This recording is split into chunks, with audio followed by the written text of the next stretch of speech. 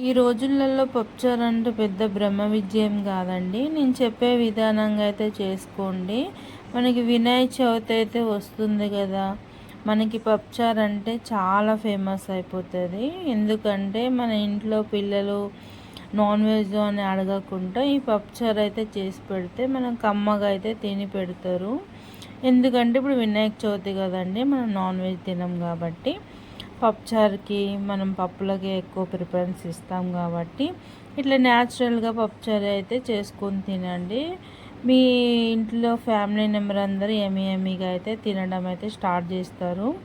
నేను చేసే విధానం అయితే చూడండి, అలానే చేసుకోండి. చాలా టేస్టీ అయిన పప్పుచారు ఉట్టి ములక్కాయలతోనే చేస్తున్నానండి. నేను ములక్కాయలు అయితేనే ఫ్లేవర్ వేరే వస్తుంది. మనం బెండకాయలు, వంకాయలు, సొరకాయ వేస్తే అది వేరే ఫ్లేవర్ ఉంటుంది.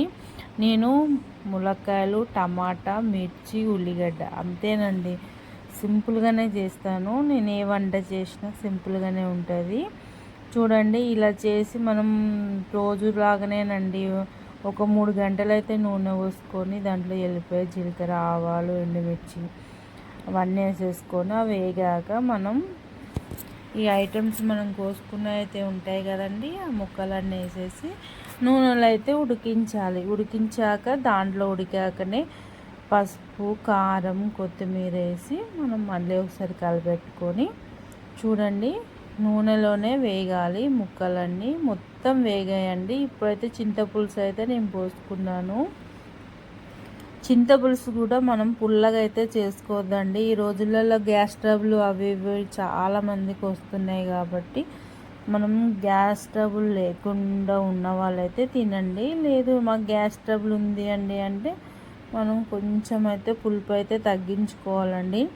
ఎల్లిపాయ, జీలకర్ర అయితే కంపల్సరీ అండి. దీంట్లో సాంబార్ పొడి లేదు, మెంతుల పొడి లేదు, ఆవాల పొడి లేదు, జీలకర్ర పొడి లేదు, ధనియాల పొడి కూడా లేదండి. న్యాచురల్గా నేనైతే చూడండి, చింతపులుసు పోసాక దాంట్లో ఎల్లిపాయ, జీలకర్ర, కొత్తిమీర, కరివేపాకు వేసి అయితే మూత అయితే పెట్టుకున్నానండి. పప్పు అయితే ఈ విధంగా ఉడికితే చాలండి, మరీ మెత్తగా కూడా బాగోదు. నేను చెప్పిన విధానంగా అయితే ఉడకబెట్టుకోండి. చాలా సింపుల్గా అయితే అయిపోతుందండి. మనం పిల్లలు తినరు అంటారు కదండి, ఇలా చేస్తే మాత్రం ఖచ్చితంగా ఎమ్మీగానైతే తింటారు.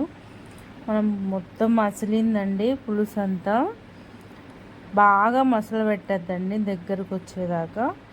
ఇప్పుడైతే మనం పప్పు అయితే వేసేస్తున్నా చూడండి. చాలా సింపుల్గా అండి, మనం ప్రతి కర్రీ చాలా సింపుల్గా చేసుకోవచ్చు. అంతేనండి, మనం మసిలినాక మనం ఎంత చిక్కగా కావాలి, పలసగా కావాలనేది చూసేసుకొని పప్పుచారు అయితే రెడీ అండి. చూడండి.